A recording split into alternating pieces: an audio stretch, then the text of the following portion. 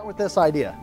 It takes one person with an unconditional commitment to an unbelievable idea to change the world. If you're going to bring out the best in anybody, and this is something I do every day, is you got to expect something from someone at some point, right? I mean, there's got to be an expectation that something's going to happen.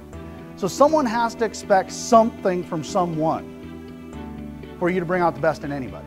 So how do you close the gap? How do you get to this point where you're on the same page and moving the same direction and moving forward?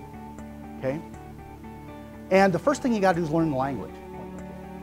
So 10 years ago, I get into horses because my wife liked horses. We moved back here, well, it was about 12 years ago now. Moved back to Bismarck. 2 years she's riding horses.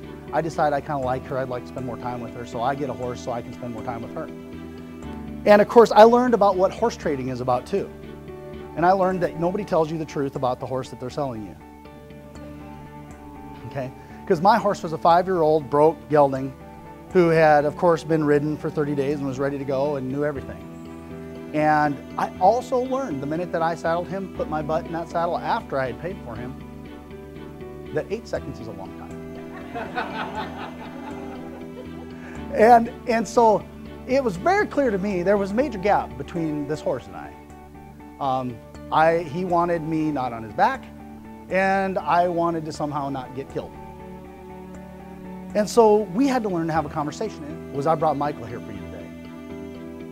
And that story is a powerful metaphor about how we have to learn their language, how we have to engage them, how we have to close the gap and get on their page so that we can get together, like me and my horse, and move forward in the right direction. But remember, so I don't know about your expectations, but I'm just going to tell you, make sure you do your part to close the gap and meet them halfway. Story. A part of learning their language is figuring out what their story is. Anytime you start trying to learn a foreign language, what's one of the first things you do? You learn about their culture, right? And you learn what's the basis of their culture. It's their traditions, which are always founded in help? Exactly. Learn their stories. And then once you have their stories and you have your stories, guess what? You get to figure out how to write a story together. 3 is the story. You need a story. Everybody needs a story. And that's why I use stories to communicate this point to you today, is because stories become a powerful metaphor. They become the kind of thing that you can wrap your head around when you're right in the middle of the storm. Okay? You can use stories as a metaphor. Just like I use Terry. If I'm in a situation where I need to expect something from somebody, I've got Terry with me anywhere I go, just like that, to tell me how to do it.